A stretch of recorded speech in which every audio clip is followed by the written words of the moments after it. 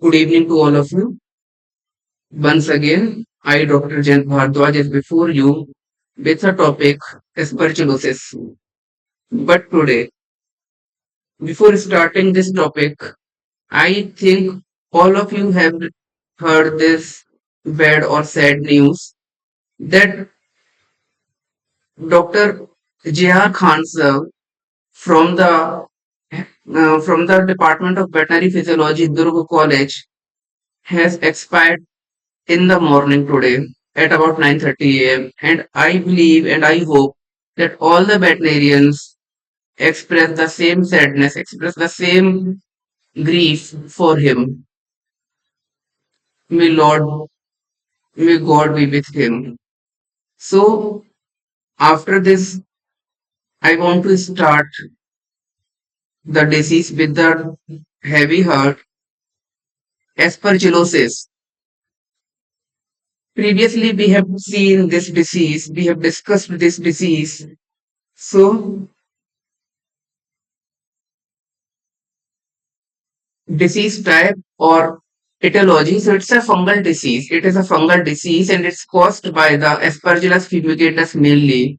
So the main fungus which is responsible for this disease is Aspergillus fumigatus, and the affected animals are mainly poultry, especially the young chicks. So it is a disease of young age and not of the adult or old age.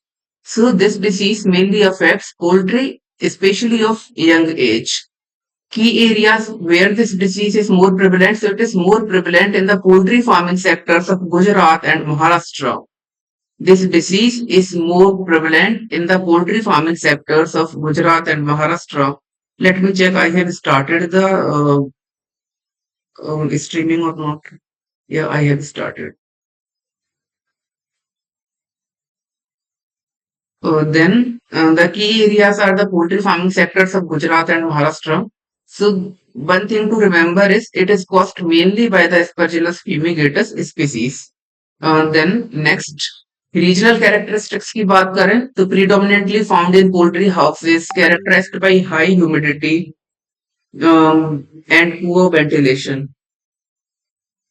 सो एक कहाँ पे ज्यादा मिलेगा ऐसे poultry houses ऐसे मुर्गी farm जिनमें humidity बहुत ज्यादा है और जहाँ पे हवा का आने जाने का कोई रास्ता नहीं है, प्रॉपर कोई वे नहीं है, जहाँ वेंटिलेशन बहुत ही खराब है, तो ऐसे घरों में, ऐसे मुर्गी घरों में, ऐसे पोल्ट्री हाउसेस में ये बीमारी, ये रोग ज्यादा देखने को मिलता है. So predominantly found in poultry houses characterized by high humidity and poor ventilation. This disease is predominantly found in poultry houses where the humidity is high as well as the ventilation facility is very low. Then next, moldy feed and bedding materials like sawdust and husk are primary cause of this disease. Mouldy feed का क्या मतलब है? मोल्डी feed का मतलब है कि ऐसा feed जिसमें फंगस लगी हो या फिर ऐसा बेडिंग मटेरियल सॉडस्ट भी हो सकता है, हस्क भी हो सकता है. सॉडस्ट किसको बोलते हैं? जहाँ लकड़ियों का जो काम चलता है वहां पे लकड़ियों की जो छालन बचती है, जो छाल बचती है लकड़ियों के जो छोटे छोटे बुरादा जो रहता है लकड़ियों का, that is known as sawdust. And husk means जो चावल की जो धान निकाल लेते हैं उसके बाद जो पार्ट बचता है, that is known as husk. So bedding material mainly used in the case of poultry farm is either sawdust or husk. तो बेडिंग मटेरियल मेनली हम सॉडस्ट और हस्क यूज करते हैं, तो अगर उसमें ही फंगस आ जाए या फिर फीड में फंगस आ जाए तब इस बीमारी के होने का खतरा ज्यादा रहता है. तो मेन कॉज इस बीमारी के क्या है? मोल्डी फीड और दूसरा है mouldy bedding material. The bedding material can be. Hello. जी बताइए. हाँ. हेलो. ये बताइए.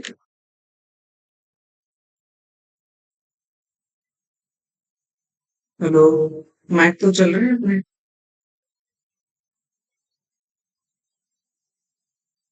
हम्म, हम्म, हम्म,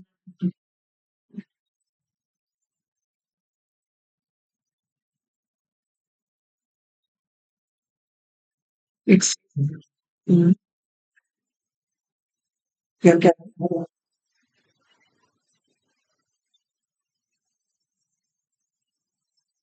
अम, हुँ, और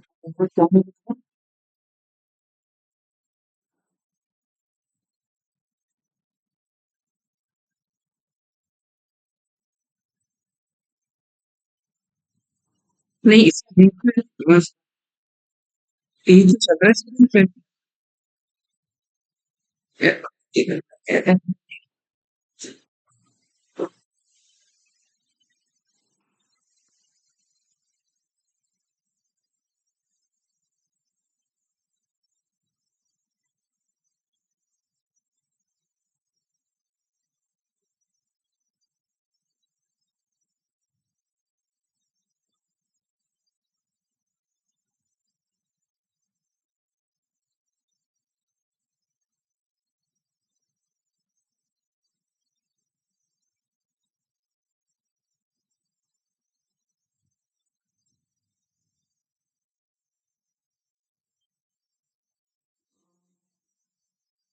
आई थिंक एस्परजिलोसिस ही स्क्रीन पे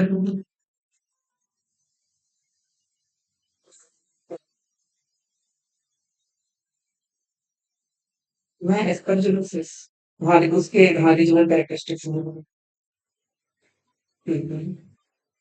यस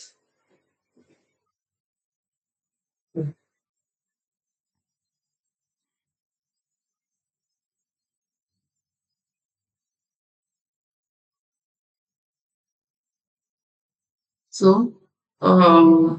रीजनल कैरेक्टरिस्टिक्स की अगर बात करें तो मेनली क्या देखने को मिल रहा है कि हाई ह्यूमिडिटी और पुअर वेंटिलेशन के एरिया में मेनली ये बीमारी ज्यादा देखने को मिल रही है और दूसरा जहाँ मोल्डी फीड है ज्यादा बेडिंग मटेरियल बहुत मोल्डी है जहाँ फंगस बहुत लगी है फीड में और बेडिंग मटेरियल में वहां पे ये बीमारी ये रोग ज्यादा देखने को मिलता है नेक्स्ट नेक्स्ट क्लिनिकल सिम्टम्स की बात करें तो क्या क्लिनिकल सिम्टम मेनली हमको देखने को मिलेंगे तो एक तो फंगल डिसीज है दूसरी बात ये कि फंगल डिसीज है एक तो और दूसरी बात ये है कि इसमें लंग्स को अफेक्ट करती है मेनली अब लंग्स को अफेक्ट कर रही है तो रेस्पिरेटरी सिम्टम्स मिलेंगे रेस्पिरेटरी सिम्टम्स में क्या मिलता है कि डिफिकल्टी ब्रीदिंग सांस लेने में दिक्कत आएगी और दूसरा सांस नहीं ले पा रही बर्ड तो जोर जोर से सांस लेगी जल्दी जल्दी सांस लेगी जिससे ज्यादा ऑक्सीजन उसकी बॉडी में पहुंच सके so rapid breathing and difficulty breathing के लिए कौन सा टर्म यूज करते हैं difficulty breathing is known as dyspnoea so respiratory symptoms include difficulty breathing, that is dyspnea, and rapid breathing, and then swelling of eyes, formation of yellow crust. आंखों में सूजन आ जाएगी स्वेलिंग ऑफ आइस आंखों में सूजन देखने को मिलेगी और इसके अलावा पीले कलर की सूखी पपड़ी देखने को मिलेगी आंखों के आसपास और ये ऐसा लगता है जब मानो कि बटन शेप के स्ट्रक्चर हो so formation of yellow crust form और crust form and we know crust is dry in nature.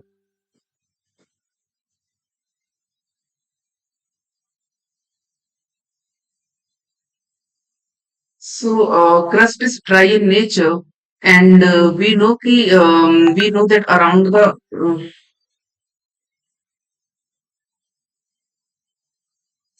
and we know that around the eyes the yellow crust forms. Then loss of appetite is known as anorexia and weight loss. अब खाएगी नहीं but खाएगी नहीं तो वजन उसका धीरे धीरे खुद ही कम हो जाएगा. सो loss of apatite weight loss होगा खाएगा नहीं बट तो वीकनेस देखने को मिलेगी. So loss of appetite, weight loss, and weakness will be observed. And apart from these symptoms, what we will observe mainly that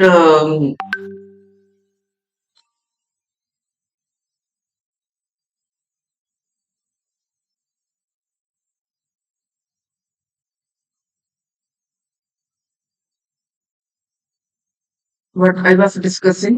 So जब भी एस्परजिलोसिस की बात आती है अगर ऑब्जेक्टिव में कहीं एस्परजिलोसिस का क्वेश्चन आएगा तो सिम्टम्स से अगर क्वेश्चन आएगा that will mainly revolve around the respiratory system aspergillosis से जब भी क्वेश्चन ऊपर ऑब्जेक्टिव में आता है तो वो रेस्पिरेटरी सिस्टम की ही सराउंडिंग में घूमेगा. इसके बाद नेक्स्ट जो बात है वो है कि ट्रांसमिट कैसे होगी डिसीज ट्रांसमिट ऐसे होगी कि थ्रू इनहेलेशन ऑफ स्पोर्स जो फंगल स्पोर्स हैं, अगर इसको कोई भी ससेप्टेबल बर्ड इनहेल करती है, then it may get the infection. So if the spores of fungus get inhaled by the susceptible bird, then the bird can get infection.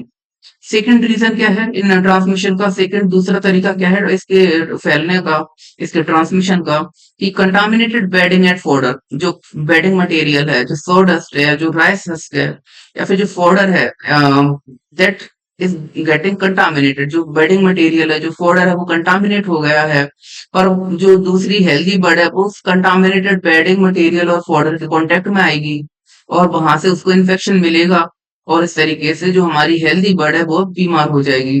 So transmission occurs mainly from the two ways, first through inhalation of spores, and second contaminated bedding and fodder. Then control and prevention, how one can control this disease and how one can prevent this disease. So treatment is by the nystatin and amphotericin B. Amphotericin B or nystatin, these two are antifungal, and these are mainly systemic drugs. That is, they are given only when the systemic infection of fungus is present. And we all know that aspergillosis is a systemic fungal disease. Okay, अगर ये systemic fungal disease का example है, तो superficial fungal disease का example क्या है? Tell me, what is the example of superficial fungal disease? Superficial fungal disease का example है ringworm. So ringworm is an example of superficial fungal disease, or aspergillosis is an example of systemic fungal disease. So in the case of systemic fungal disease, mainly nystatin and amphotericin B are given. Then prevention, how one can prevent this disease. Keeping bedding dry and clean, avoiding use of moldy fodder, proper ventilation. How one can prevent this disease? So first precaution which one can take, पहला precaution जो हम ले सकते हैं इस बीमारी को फैलने से रोकने के लिए, तो जो हमारा जो बेडिंग मटेरियल है that must be dry and clean. Bedding material सूखा हो और साफ एवं स्वच्छ हो. दूसरा, avoiding use of mouldy fodder, कोई भी फंगस लगा दाना पानी चारा हम यूज ना करें. So avoiding use of mouldy fodder. And third is proper ventilation, हवा के आने जाने के लिए प्रॉपर रास्ता बने. हमारा जो पोल्ट्री शेड है, poultry shed which we are suggesting the owner और which we are suggesting the poultry farmer to get constructed should be in a way that there should be a proper passage for the air, there should be the proper ventilation. So there are some methods, there are some measures which we can take to control this disease. First, by keeping bedding dry and clean. Second, avoiding use of moldy or fungal infested fodder. And third is proper ventilation. Then next disease से पहले कुछ बातें कर ली जाए aspergillosis की. तो aspergillosis की जो मेन स्पीसीज है जो कि रियल में एस्परजिलोसिस करती है वो है एस्परजिलस फ्यूमिगेटस. यहाँ से ऑब्जेक्टिव आ सकता है. दूसरी बात जो जरूरी है इसके लिए जानना वो ये है कि एस्परजिलोसिस का दूसरा नाम क्या है, ब्रूडर निमोनिया. अब हो सकता है कहीं क्वेश्चन में एस्परजिलोसिस ना लिखा हो, क्वेश्चन में लिखा हो ब्रूडर निमोनिया, और फिर पूछ लें कि ब्रूडर निमोनिया का मेन क्लिनिकल साइन क्या है या ब्रूडर निमोनिया कैसी डिसीज है, तो ये पता होना चाहिए that aspergillosis is also known as brooder pneumonia. Aspergillosis का ही दूसरा नाम है ब्रूडर निमोनिया. तीसरा क्वेश्चन ये बनता है कि किस एज की बर्ड्स में देखने को मेनली मिलती है ये बीमारी, या किस में होती है. फिर इसके next point which is more important objective basis that it mainly affects the lungs. तो क्वेश्चन आएगा कि name the fungal disease in which the lung granulomas are found. ये जो फंगल इन्फेक्शन है लंग्स में गठाने कर देता है. तो लंग्स में क्योंकि गठाने हैं तो उनको ग्रेनुलोमा बोलते हैं. तो क्वेश्चन अगर आता है name the fungal infection which causes granuloma in lungs, then the answer will be aspergillosis. So ये 4-5 पॉइंट एटलीस्ट याद होने चाहिए एस्परजिलोसिस के बारे में. Next FMD. एफएमडी की बात करें, FMD we have discussed previously also, and again it is an important disease zoonotically, and mainly it is a disease of South India region. Overall it is present in overall India, although it is present overall India, but when compared to the region wise then it is mainly in the South India.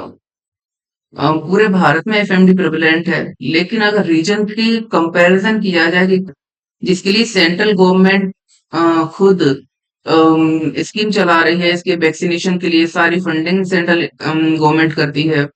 और हमारा target क्या है, भारत का target क्या है, कौन सी year तक हम भारत को एफएमडी मुक्त बना लेंगे? मिशन 2030, इसके लिए चल रहा है मिशन 2030, यानी कि 2030 तक हम लोग भारत से एफएमडी को मिटा देंगे और भारत को एफएमडी मुक्त बना लेंगे। ये हमारा प्रयास है, ये भारत सरकार का प्रयास है। And as a veterinarian we also play a great role in this achievement. So now the description: disease, it's a viral disease, type aphthovirus. Disease type की बात करें तो वायरल डिसीज है, और एटियोलॉजी है इसकी एप्थोवायरस। एप्थोवायरस से मेनली होती है, और इसके कई सारे सीरोटाइप है, 7 सीरोटाइप है mainly.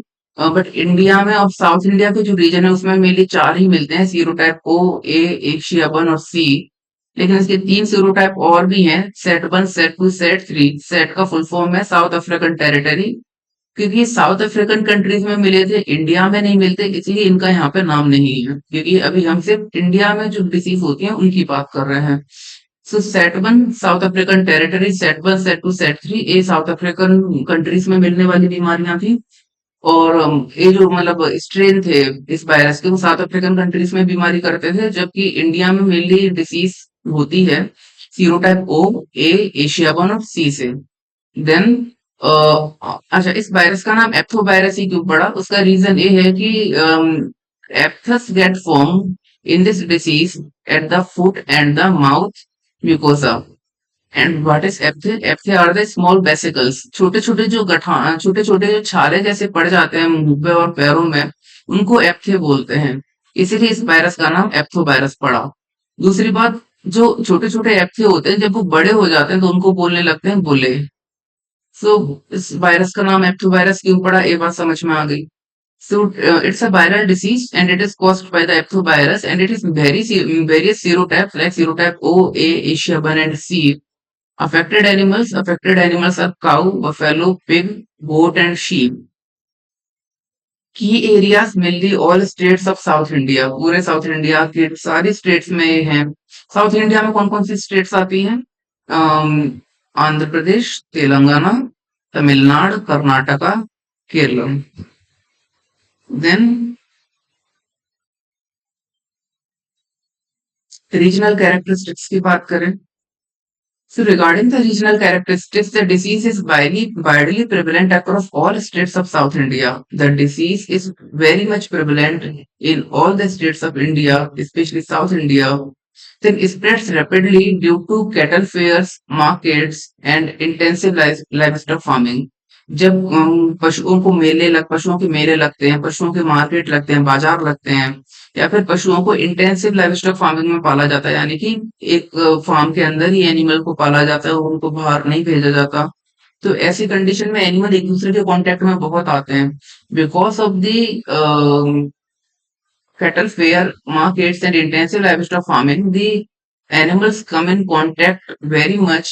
So the infected animal comes in contact with the healthy animal, and the healthy animal comes in contact with the infected animal, and thus there is a high chance of spread of the disease.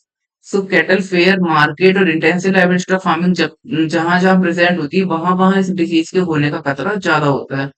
Outbreaks are more frequent during winter season as virus survives for longer periods in cold temperatures. Outbreaks इसके सबसे ज्यादा कहाँ होते हैं? तो winter season के समय में इसके आउटब्रेक्स बहुत देखने को मिलते हैं। आउटब्रेक्स इसके मोर फ्रिक्वेंट होते हैं ड्यूरिंग विंटर सीजन।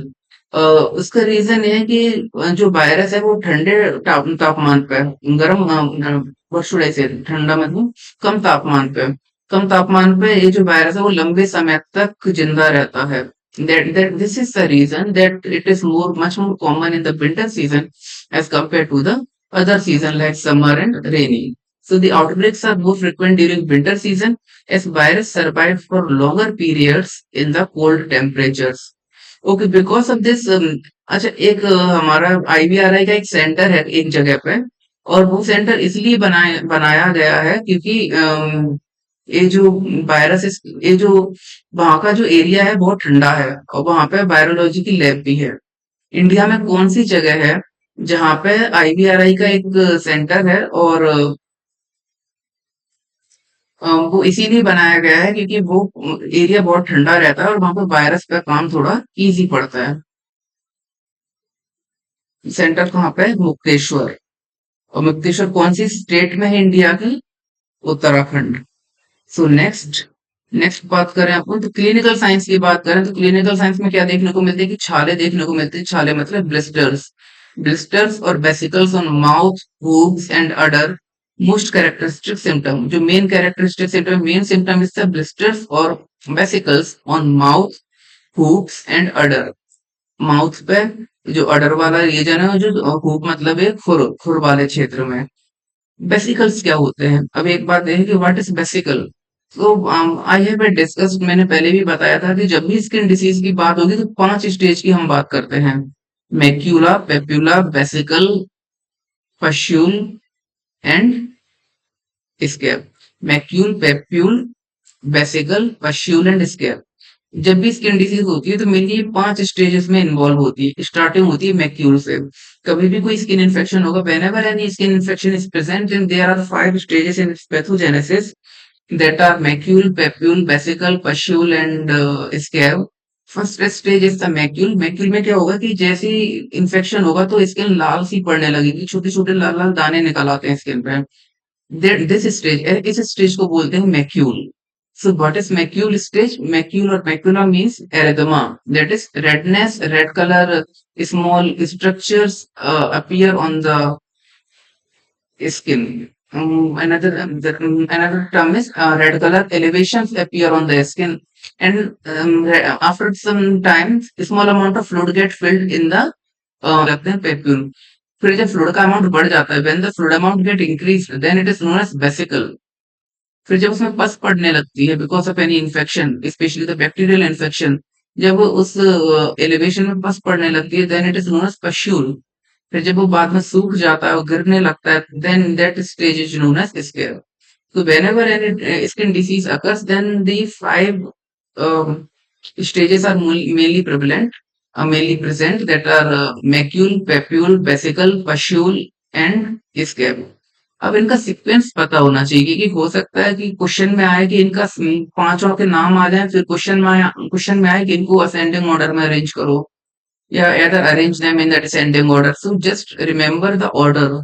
पहले मैक्यूल बनेगा, फिर पेप्यूल बनेगा, फिर वेसिकल बनेगा, फिर पश्यूल बनेगा और आखिरी में बनेगा स्कैब। Next, excessive salivation. अभी मुंह पे पूरे में छाले हो गए हैं, एनिमल खा नहीं पाएगा कुछ, बहुत ज्यादा vesicles are formed in the hoof. Hoof में वेसिकल बन गए हैं, अब वेसिकल बने हैं, छाले पड़े तो एनिमल चल नहीं पाएगा, इसलिए लेमनेस देखने को मिलेगी, लंगड़ापन देखने को मिलेगा।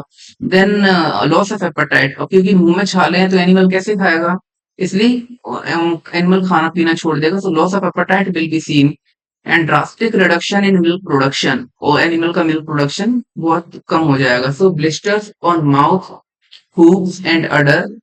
मोस्ट कैरेक्टरिस्टिक सिम्टम क्या है कि ब्लिशर्स देखने को मिलेंगे। सेकंड, सलाइवेशन देखने को मिलता है, लेमनेस देखने को मिलेगा, loss of appetite and reduction in milk production.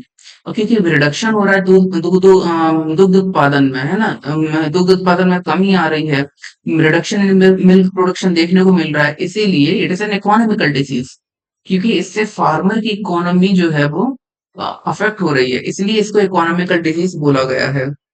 So I think the clinical signs are clear. Then transmission, how this disease get transmitted, ये बीमारी कैसे फैलती है? तो through direct contact with infected animal. Whenever the animal, the healthy animal or susceptible animal comes in the direct contact with the infected animal, then he or she may get the virus and can get the infection। Then through contaminated fodder, water, utensils मतलब बर्तन, vehicles और human clothing और footwear. अब जैसे कि human है, कोई दूध निकालने वाला है, अब वो दूध निकाल रहा था तो उसके ऊपर वायरस आ गया, अब वही सेम दूध निकालने वाला दूसरे एनिमल के पास गया तो हो सकता है कि उसका वायरस उस दूसरे एनिमल के पास चला जाए। जैसे ह्यूमन के क्लॉथ से, ह्यूमन फुटवियर, फुटवियर कैसे कि कोई पर्सन किसी डेयरी फार्म में गया, वहां पे एफएमडी का इन्फेक्शन था, वो सेम चप्पल पहन के वो हमारे फार्म पे आ गया, सेम चप्पल जूते जो भी पहना था, सेम फुटवियर पहन के वो हमारे फार्म पे आ गया। तो हो सकता है कि उसके फुटवियर के साथ में दूसरे इन्फेक्टेड फार्म से हमारे हेल्दी एनिमल के फार्म में इन्फेक्शन आ जाए। So, there are various ways of transmission, but the main are through direct contact with the infected animal, and another through control this disease. One can vaccinate the animal? हमने control की बात की, हमने vaccination की बात की, कहीं पर हमने ट्रीटमेंट की बात नहीं की। क्यों हमने इस बीमारी में ट्रीटमेंट की बात नहीं की? Any reason why we have not why we are not going to discuss the treatment in this disease? Why we are discussing control and vaccination and not the treatment, जबकि अब तक हमने सारी डिसीज में ट्रीटमेंट की बात की? Any reason क्यों इसमें ट्रीटमेंट की बात नहीं हो रही? द रीजन इज उसका रीजन ये है कि it's a viral disease, and we know that for viral disease there is no specific treatment, and there is only possibility of the secondary treatment, it is which is based on the clinical signs and symptoms. So here we are going to discuss about the control and vaccination, as that no specific treatment is available. Vaccination की बात करें तो FMD vaccination किया जाता है every 180 days against all serotype, सारे सीरोटाइप्स ओ A C Asia one, सबके against में हर 180 दिन बाद वैक्सीनेशन करना चाहिए। 180 दिन का मतलब क्या है? 6 महीने। So after every 6 months, animal must be vaccinated against the FMD for all the serotypes. Okay. Then control, how one can control this disease? The vaccination with 100% central attendance, central assistance under LHDCP, Livestock Health and Disease Control Program. तो जो livestock health and disease control programme है, जो जिसको assistance मिल रही centre से, जो केंद्र सरकार है वो उसके लिए फंड देती है। So this LHDCP programme, by this program we are vaccinating the animals, and this program is getting 100% assistance from the center and 0% and no assistance from the state. तो जो पूरा पैसा जो है वो केंद्र सरकार से आता है और इसमें राज्य सरकार का कोई भी भाग नहीं है।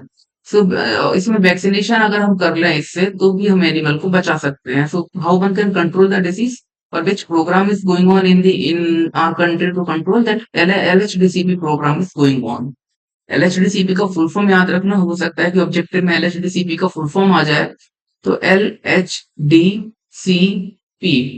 LHDCP, L means livestock, H means health, D means disease, C means control, P means program. So LHDCP, livestock health and disease control program. Okay, so FMD की हमने बात की। एफएमडी फील्ड में बहुत ही एक इम्पोर्टेंट डिसीज है। दूसरी बात इसकी ये है जो समझने की है कि एफएमडी में क्या क्या ऑब्जेक्टिव आ सकते हैं। तो एक तो इसको सीरोटाइप पता होने चाहिए, O A C, Asia one, set one, set two, set three. अब कहीं क्वेश्चन क्वेश्चन ऐसा आ सकता है कि how many serotypes of FMD are there.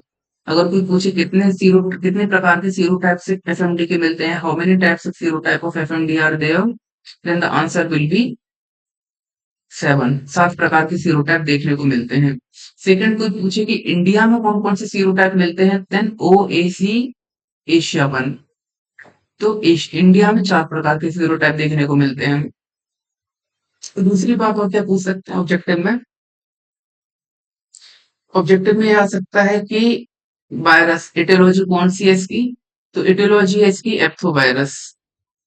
Second बात जो पूछी जा सकती है वो ये है कि क्लिनिकल साइन, रोपी सलाइवेशन, रोप जैसा सलाइवेशन इसी का कैरेक्टर और कहीं नहीं है, तो रोपी सलाइवेशन देखने को मिल सकता है। दूसरा जो यंग वंस होंगे, यंग वन में टाइगर हार्ट या टेगोरॉइड हार्ट देखने को मिलता है। जो छोटे काफ होते हैं उनमें टेगोरॉइड हार्ट देखने को मिलता है। वाई, पहले तो रीजन पता हो कि क्यों, और दूसरा टेगोरॉइड हार्ट क्या होता है। तो in the young ones, this virus is having affinity towards the cell which are rapidly multiplying.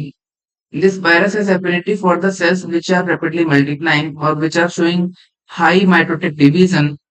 So in the young calves, the herd cells divides rapidly, and that's why this virus targets them.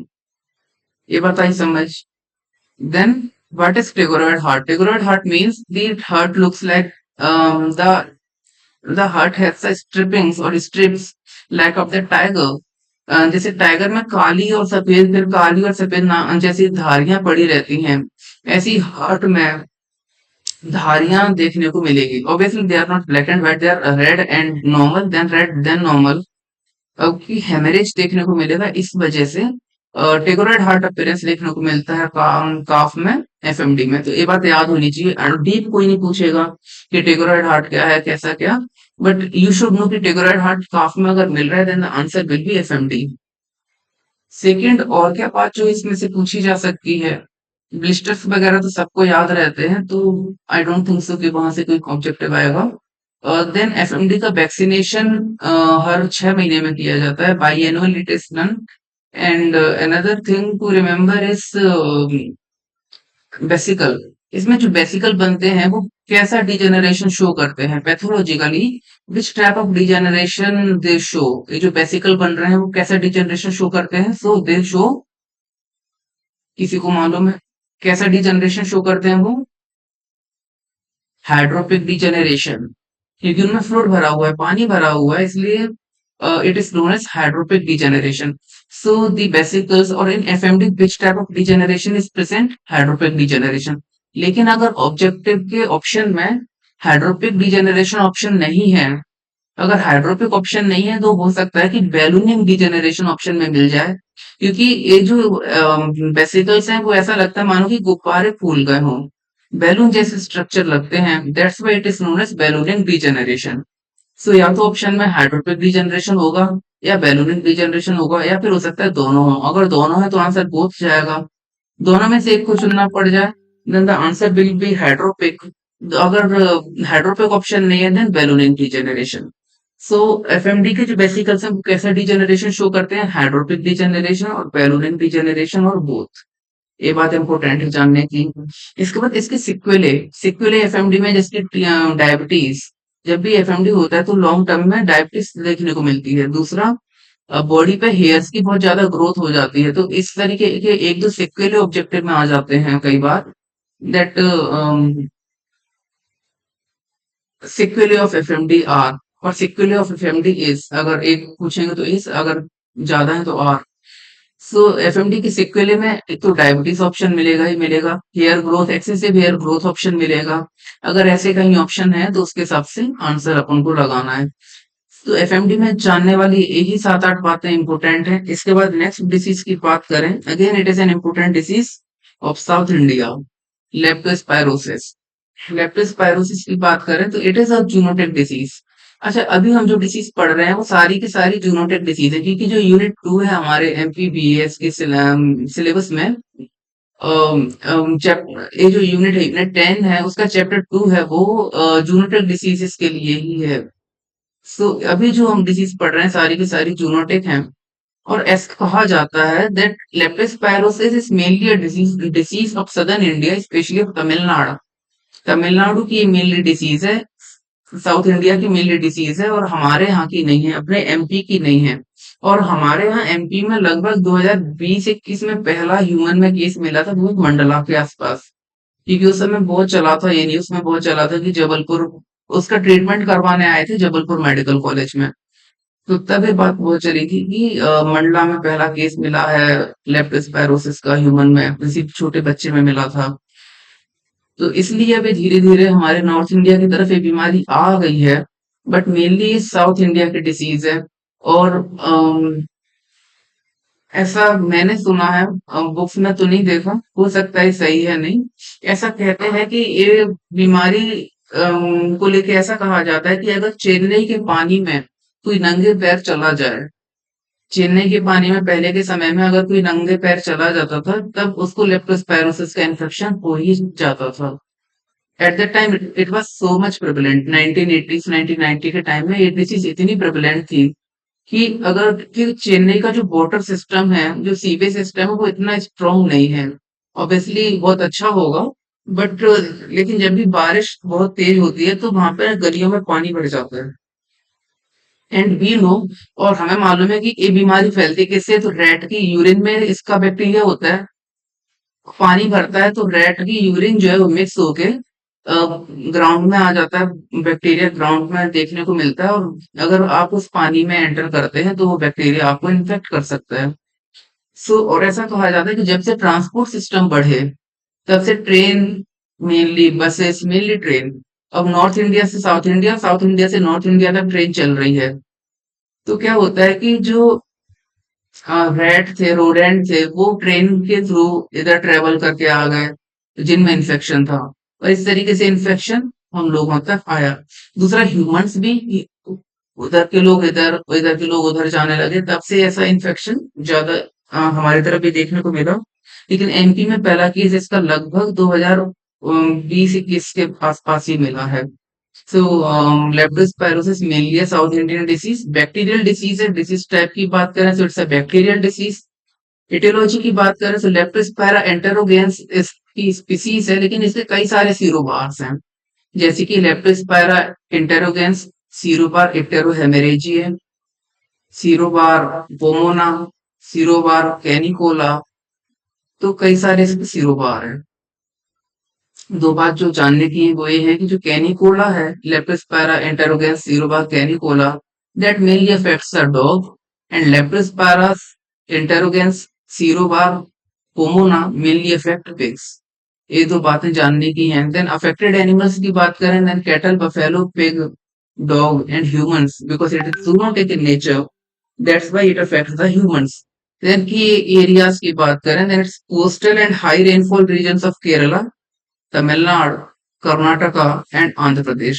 So where this disease is much more found, so it is mainly found in the coastal and high rainfall regions of Kerala, Tamil Nadu, Karnataka, and Andhra Pradesh.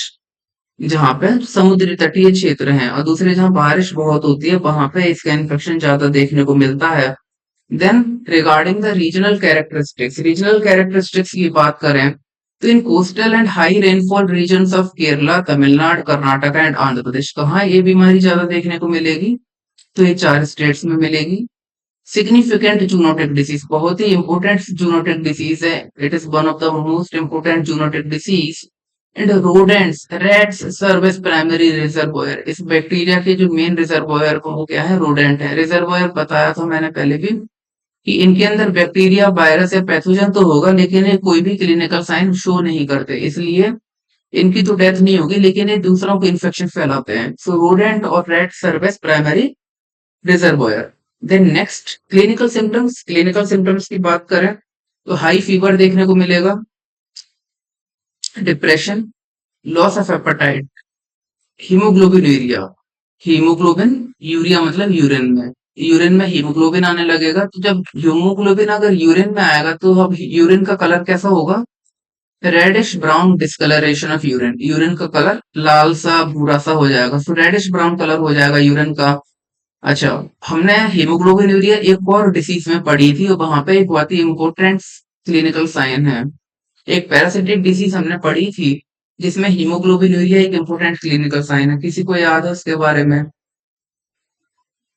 बबेशियोसिस, बबेशियोसिस में पढ़ा था। Then next is the mastitis देखने को मिलता है। Mastitis which is the inflammation of the udder, इसको हिंदी में क्या बोलते हैं? मेस्टाइटिस को थनैला, थनैला रोग हो जाता है, इन्फ्लेमेशन ऑफ अडर देखने को मिलेगा।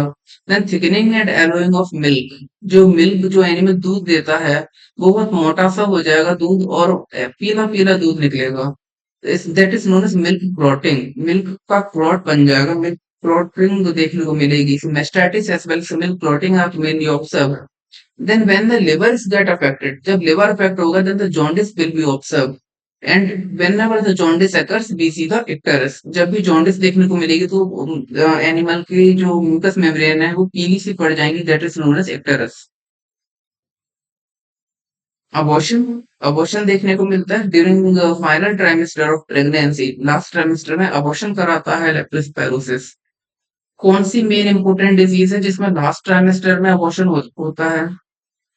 कैटल बफेलो की ऐसी कौन सी इंपोर्टेंट डिसीज है जिसमें लास्ट ट्राइमेस्टर में अबॉर्शन होता है? ब्रुसेलोसिस। अगर ब्रुसेलोसिस और लेप्टोस्पायरोसिस में से एक को चुनना पड़े, an answer will B brucellosis. अगर दोनों ही आ जाए, बोथ ऑप्शन है, तो दोनों को लेना है ऑप्शन में। बट अगर क्वेश्चन है कि during final trimester of pregnancy abortion occurs, due to which disease? Brucellosis, leptospirosis. Then the option will be, answer will be brucellosis. अगर दोनों में से एक को चुनना पड़े तो फिर ब्रुसेलोसिस, दोनों ही ऑप्शन आ जाए तो दोनों दोनों वो सही हैं। सो क्लिनिकल साइंस की हमने बात की। इसके बाद ट्रांसमिशन की अगर हम बात करें कि हाउ दिस डिसीज ट्रांसमिटेड, ये डिसीज कैसे फैलती है। So through contact with urine of infected animal और rodent, more common in water logged areas, through contaminated water और फीडर। और जो पहली बात करें कि through contact with urine of infected animal, जो इन्फेक्टेड एनिमल है उसकी यूरिन से, या फिर जो रोडेंट है उनकी यूरिन के डायरेक्ट कांटेक्ट में जब आएंगे तभी इन्फेक्शन देखने को मिलेगा। या इसका मतलब है कि ये जो बैक्टीरिया है वो यूरिन में सीक्रेट होता है। मोर common in water logged areas, अब ये ज्यादा कॉमन ऐसे एरियाज में है जहाँ पे पानी भरा हुआ देखने को मिलता है, वाटर लॉगिंग की कंडीशन देखने को मिलती है। Stagnation of water is usually present. So whenever the stagnation of water is present, water logging is present, पानी भरा हुआ है, in such a situation there is high chance of this transmission. Another way is the contaminated water or fodder. If the water or clean water, the clean water or clean fodder is contaminated with the urine of the infected animal, then that fodder or water whoever will consume get infection. So transmission का समझ आया। इसके बाद diagnosis कैसे करेंगे, how one can diagnose this disease. So gold standard diagnostic बोला गया है मैट, माइक्रोस्कोपिक एग्लूटिनेशन टेस्ट। इसके अलावा एलाइजा और पीसीआर। तो गोल्ड स्टैंडर्ड टेस्ट कौन सा है, माइक्रोस्कोपिक एग्लूटिनेशन टेस्ट है, मैट है। बट जो क्वेश्चन में मेनली आता है, ऑब्जेक्टिव में आता है, तो मैट तो मुझे नहीं लगता मैंने देखा होगा ऑब्जेक्टिव्स में आते हुए। ऑब्जेक्टिव में मेन आता है कि हाँ, ऑब्जेक्टिव में मेन क्या आता है, which microscopy is done for the detection of lead, जिसके लिए हम कई सारे होंगे हो सकता है, लेकिन ऑब्जेक्टिव में अगर आता है तो सिर्फ इसी के लिए पूछा जाता है कि डार्क फील्ड माइक्रोस्कोपी कौन से बैक्टीरिया के लिए की जाती है।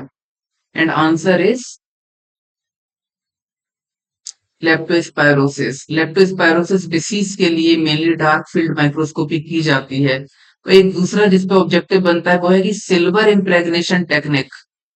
सिल्वर इम्प्रेग्नेशन टेक्निक किस बैक्टीरिया के लिए अपनाई जाती है, then the answer is leptospira या फिर लेप्टोस्पायरोसिस डिसीज। सो डायग्नोसिस समझ आई। डायग्नोसिस के बाद कंट्रोल एंड प्रिवेंशन की बात करें तो vaccination, polyvalent leptospira vaccine, polyvalent leptospira vaccine available है। अच्छा, कॉमनली हम डॉग के केस में एक वैक्सीन यूज करते हैं, कौन सी, मेगावैक। तो मेगावैक में भी लेप्टोस्पायरा का प्रेजेंस है। मेगावैक जो लगती है 7 बीमारियों से बचाने के लिए, उसमें लेप्टोस्पायरा भी एक बीमारी है। सो polyvalent leptospira vaccine is used. Then how one can prevent this disease? It can be prevented if we are able to control the rodent population. If we can control the population of rodent, then one can control this disease. So rodent control. दूसरा, avoidance of water stagnation and keeping animals away from contaminated water sources. rodents की population को अगर हम control कर लें। दूसरा कि water को स्टेगनेट ना होने दें, वाटर को, पानी को एक जगह भरने ना दें, इकट्ठा ना होने दें, जमा ना होने दें। So avoidance of water stagnation and keeping animals away from contaminated water sources.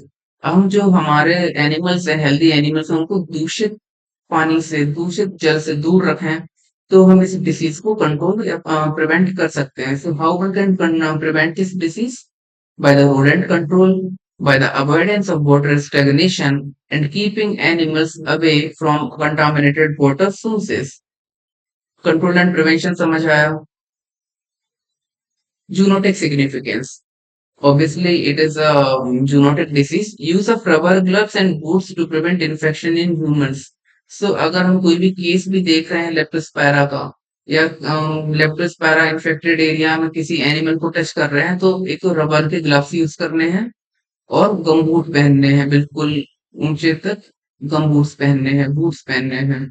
सो तभी हम इस बीमारी को ह्यूमन में फैलने से रोक सकते हैं। तो कैसे रोक सकते हैं कि या तो रबर ग्लव्स और बूट्स को यूज कराना है। सो लेप्टोस्पायरोसिस के बारे में जो ऑब्जेक्टिव में चीजें आती हैं मेनली इसकी अबॉर्शन से कोई क्वेश्चन हो सकता है आ जाए क्योंकि जब भी थर्ड ट्राइमेस्टर का नाम आता है तो ब्रुसेलोसिस दिमाग में आता है तो हो सकता है ट्रिकी बनाने के लिए क्वेश्चन में लेप्टोस्पायरोसिस भी डाल दिया जाए। और दूसरी बात इट इज नोन है इसकी जो इम्पोर्टेंट बात है वो ये है कि इसमें ऑर्गन कौन सा मेनली इफेक्ट होता है तो यूरिन से निकल रही है। यूरिन में बैक्टीरिया आ रहा है तो किडनी इसका मेन टारगेट ऑर्गन। दूसरी इसका जो डायग्नोसिस है उसमें सिल्वर इम्प्रेगनेशन टेक्निक और सेकंड डार्क फील्ड माइक्रोस्कोपी। ये दो चार पॉइंट इसके इम्पोर्टेंट हैं।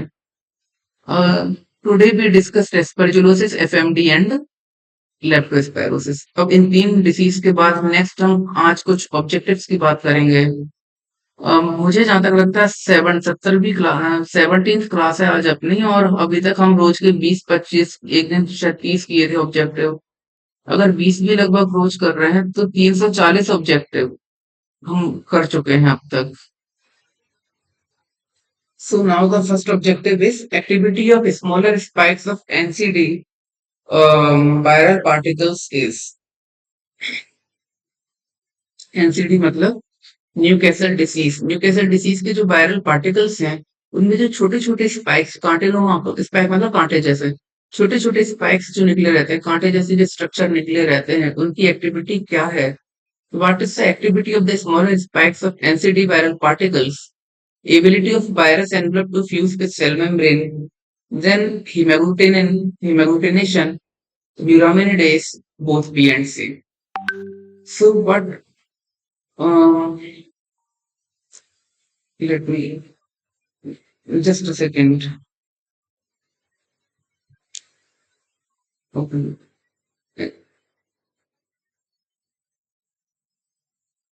तो क्या होता है कि जो न्यूकैसल डिसीज वायरस है या जो रानी की डिसीज वायरस है कल भी एक डिस्कशन हुआ था कि उसका जो स्ट्रक्चर है उस पे दो प्रकार के स्पाइक्स रहते हैं लॉन्गर प्रोजेक्शन और स्मॉलर स्पाइक्स है स्मॉलर प्रोजेक्शन। तो जो लॉन्गर प्रोजेक्शन है उस पे रहती है एचएन ग्लाइकोप्रोटीन मतलब हीमोग्लूटिनिन और न्यूरामिनिडेज जो कि हीमोग्लूटिनेशन और न्यूरामिनिडेज का काम करेगी। हीमोग्लूटिनेशन और न्यूरामिनिडेज का काम करेगी। और जो स्मॉल पार्टिकल स्मॉल स्पाइक्स हैं उस पे रहती है उस पर कौन सी प्रोटीन रहती है एनसीडी में एफ प्रोटीन फ्यूजन प्रोटीन जो कि वायरस के एनवलप को फ्यूज कराती है सेल मेम्ब्रेन से। तो स्मॉल स्पाइक्स की क्वेश्चन में बात हो रही है इसलिए आंसर होगा इसका A ability of virus envelope to fuse with cell membrane. ये बात आई समझ। Then next how many form of Ranikhet disease is seen in poultry flock? Poultry अच्छा फ्लॉक क्या होता है जो मुर्गियों के ग्रुप को बोलते हैं फ्लॉक है ना group of poultry birds is known as flock. So कितने फॉर्म 5 फॉर्म कौन कौन से? डिसरोट्रोपिक बेलोजेनिक न्यूरोट्रोपिक बेलोजेनिक मिसोजेनिक लेंटोजेनिक असिम्प्टोमेटिक ऐसे 5 form. Option C is correct. Then on the basis of virulence how many forms of RD seen in poultry flock? अगर question में आता है कि विरुलेंस के बेसिस पे कितने फॉर्म देखने को मिलते हैं तो विरुलेंस के बेसिस पे 3 ही फॉर्म देखने को मिलते हैं बेलोजेनिक लेंटोजेनिक मिसोजेनिक। बाकी बेलोजेनिक के 2 टाइप हैं एक असिम्प्टोमेटिक भी आ जाता है लेकिन विरुलेंस अगर क्वेश्चन में है तो सिर्फ 3 ही फॉर्म देखने को मिलेंगे बेलोजेनिक मिसोजेनिक और लेंटोजेनिक। अगर कोई नॉर्मल पूछे कि कितने फॉर्म देखने को मिल रहे हैं तो 5 हैं। विरुलेंस के बेसिस पे कितने फॉर्म देखने को मिल रहे हैं तो आंसर 3 है तो option A is correct. Other name of Doyle's form is दूसरा नाम क्या है डोयल्स फॉर्म का? Typical RD typical Ranikhet disease Asiatic Newcastle disease viscerotropic velogenic all the above. So obviously it is a typical Ranikhet disease form and also the visceral organ mainly digestive system is affected in the Doyle's form that's why all the above so answer will be all the above। Then highly virulent form of RD is highly virulent form कौन सा है RD का Ranikhet disease का highly virulent form कौन सा है?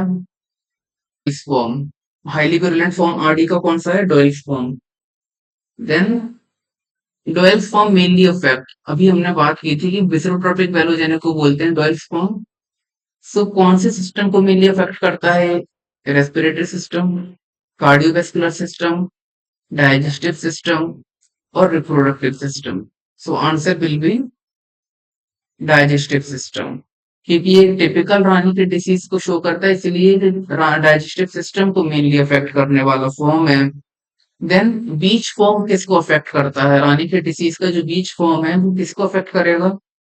Nervous system, respiratory system, both, digestive system.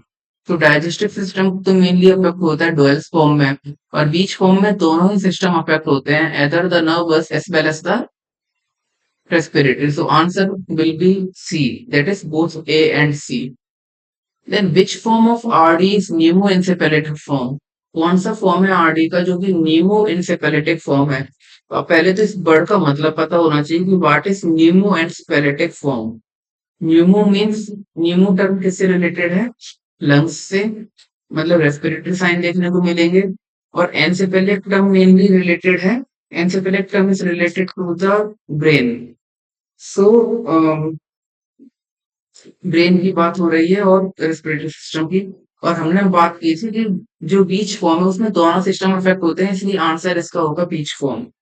सो Beach form में mainly Beach form is known as the pneumoencephalitic form. Then next, which form of RD is neurotropic belogenic? Neurotropic velogenic किसको बोलते हैं? किचनर्स form. किचनर्स form को बोलते हैं neurotrophic बेलोजेनिक। डॉयल्स को बोलते हैं बिस्रोट्रोपिक बेलोजेनिक। बीच को बोलते हैं न्यूमोएन्सेफेलिटिक फॉर्म। और एसिम्प्टोमेटिक को बोलते हैं एंटेरिक फॉर्म। तो आज सारे आरडी के नाम समझ में आ गए सबको। Which form of RD is a less virulent mesogenic form? mesogenic form का दूसरा नाम क्या है? Beaudette's form. So answer will be the mesogenic form, या जो कम virulent mesogenic फॉर्म है उसका सेकंड नाम क्या है? Beaudette's form. mesogenic के लिए टर्म है ब्यूडेट। डॉयल तो है हमारा बिसोट्रोपिक बेलोजेनिक। बीच फॉर्म है लेंटोजेनिक। और हिचनर्स फॉर्म है न्यूरोट्रोपिक बेलोजेनिक। और एंट्रिक फॉर्म है एसिम्प्टोमेटिक। ये पांचों फॉर्म के दूसरे नाम याद हो गए। Next, which form of RD affects pigeon? Pigeon में कौन सा फॉर्म मेनली अफेक्ट करता है? तो पिजन में मेनली जो ब्यूडेट फॉर्म है, ब्यूडेट फॉर्म जो होता है that mainly affects the pigeon. So Beaudette form of RD mainly affects the pigeon. Then which strain of RD associated with Hitchner's form? Hitchner's form में कौन सा फॉर्म देखने को मिलता है? कौन सा स्ट्रेन हिचनर फॉर्म से रिलेटेड है? सो हमने बताया था कि हिचनर form is related to the lentogenic strain. So answer will be A. Lentogenic strain से रिलेटेड है हिचनर फॉर्म। बेलोजेनिक अगर डोयल फॉर्म होता तो आंसर बेलोजेनिक जाता। ब्यूडेट ऑप्शन में होता तो आंसर मिसोजेनिक जाता। और एंटेरिक ऑप्शन में होता था एसिम्प्टोमेटिक जाता। ये फॉर्म समझ में आ गए। इसके बाद नेक्स्ट बात करें, asymptomatic form is also known as Hitchner's form, Beach form, Doyle's form, enteric form. Asymptomatic form को क्या कहते हैं? Enteric form. Enteric form. Nervous sign of RD is, nervous sign RD का क्या है? Ataxia और circular movement, paralysis of wings and legs, और या फिर torticollis, all the above। पहले तो मुझे torticollis का मतलब पता हो कि torticollis क्या होता है? Twisting of neck. जैसे पोल्ट्री ऐसे तो उसकी गर्दन अगर ऐसे हो गई, गर्दन ट्विस्ट हो जाती है, then it is known as torticollis. तो नर्वस साइन क्या देखने को मिलते हैं? बर्ड एक ही चीज है, चारों ओर घूमेगी, सर्कुलर चक्कर लगा रही है, पैरालिसिस हो गई है विंग्स एंड लेग्स की, टॉर्टिकोलिस है, all the above. So answer will be all the above. Fungal granulomas can be cultured on, very simple question. बहुत सिंपल क्वेश्चन है कि फंगल ग्रेनुलोमास को किस पे कल्चर किया जा सकता है? Fungal granulomas can be cultured on MacConkey's agar, blood agar, Sabouraud dextrose agar, none of the above. क्या आंसर होगा?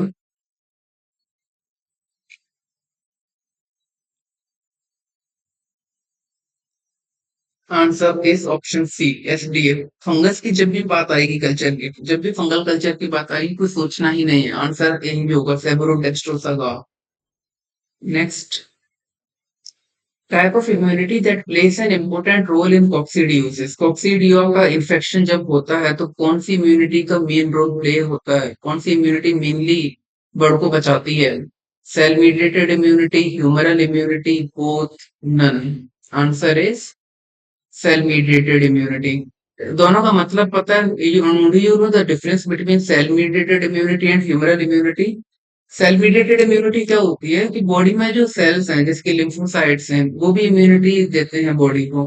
तो ऐसी the immunity which we get और which the animal get from the cells, then it is known as cell mediated immunity.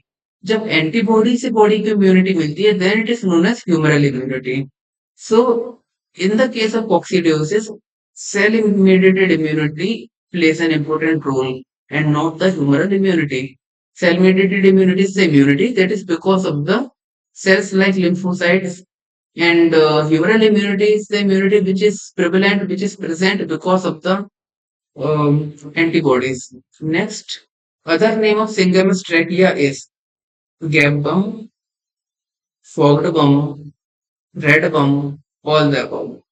So answer is all the above. अब इसके reason क्या है? Gap बम इसलिए बोला क्योंकि जब ट्रेकिया में होता है, ट्रेकिया में होता है पोल्ट्री के, तो एनिमल जो बर्ड है वो मुंह खोल के सांस लेती है, उसको बोलते हैं गैपिंग, इसलिए गेप बम बोला। देन फॉक्ड बम क्यों बोला? कि इसका जो स्ट्रक्चर है वो जो कांटे होते हैं, जो बीच से डिवाइड होता है, फॉर्क के जैसे डिवाइड होता है, इसलिए इसको बोला फॉक्ड बम। और इसका कलर रेड कलर का होता है, इसलिए इसको बोला red bomb. So all the above will be the right answer. Gap bomb, fogged bomb, and red bomb. Then next, which serotype strain of MD shows marked pathogenicity? कौन सा serotype है MD का जो कि मार्क्ड पैथोजेनिसिटी को show करता है? Serotype 1, serotype 2, serotype 3 या serotype 4? So answer will B serotype 1। Serotype 1 जो है एमडी का, वो बहुत ज्यादा पैथोजेनिक है, बहुत ज्यादा डिसीज, सीवियरली डिसीज करता है। Then next, which age group chicks most commonly affected with MD? कौन से एज ग्रुप के चिक्स ज्यादा अफेक्टेड होते हैं एमडी में? एमडी, एमडी मतलब कि थोड़ा सा बड़ी बर्ड्स में होता है, थोड़ा अडल्ट बर्ड्स में होता है। तो बंडे जो जैसे पैदा हुए आज एक ही दिन हुआ है, तो एक दिन के चूजे में देखने को मिलेगी बीमारी। 2 वीक्स वाले में अप टू 6 वीक्स, 6 सप्ताह तक के में, या 6 वीक्स एंड मोर। तो 6 वीक मतलब कि 1.5 महीने, और 1.5 महीने से तो अडल्ट नहीं बोलेंगे इसको, तो 1.5 महीने से ज्यादा का हो, 6 weeks and more is the right option, right answer. 6 week या उससे ज्यादा वाली बर्ड्स में ये बीमारी मेनली देखने को मिलती है, because it's a disease which affects mainly the adult and old birds, specially the adult birds. ये डिसीज अडल्ट बर्ड्स को अफेक्ट करती है, so it is more common in 6 weeks and more. Then bilateral paralysis of legs is character of which form of MD? bilateral paralysis का मतलब है कि दोनों के दोनों तरफ के जो पैर हैं वो पैर उनमें पैरालिसिस हो गई है, दोनों तरफ के जो पैर हैं उनमें पैरालिसिस हो गई है। Bilateral paralysis of leg. अब ये कौन से फॉर्म में मिलते हैं, कौन से एमडी के फॉर्म में ये मिलता है? Cutaneous form, visceral form, ocular form या क्लासिकल फॉर्म? तो क्यूटेनियस फॉर्म नहीं हो सकता क्योंकि क्यूटेनियस स्किन से रिलेटेड है, विसरल अंदर के विसरल ऑर्गन से रिलेटेड है, ऑक्यूलर आंखों से रिलेटेड है, और क्लासिकल अकेला ऑप्शन बच रहा है, so answer will be the classical form. So bilateral paralysis of legs is character of which form of MD? Bilateral paralysis किस फॉर्म में मिलता है? क्लासिकल फॉर्म में मिलता है। So by this I ends the today's class, and I hope all of you have understood the things which I have had told। और सब लोग ऑब्जेक्टिव्स भी पढ़ रहे हैं, ऑब्जेक्टिव्स भी लिखते जा रहे होंगे साथ में, क्योंकि थ्योरी तो ठीक है, मेन ऑब्जेक्टिव्स हैं। या थ्योरी में जो बताया जाता है कि हाँ ये चीजें ऑब्जेक्टिव में आ सकती हैं, उनको अलग से नोट करो एंड अपनी प्रिपरेशन करो। Bye this again thanks to all.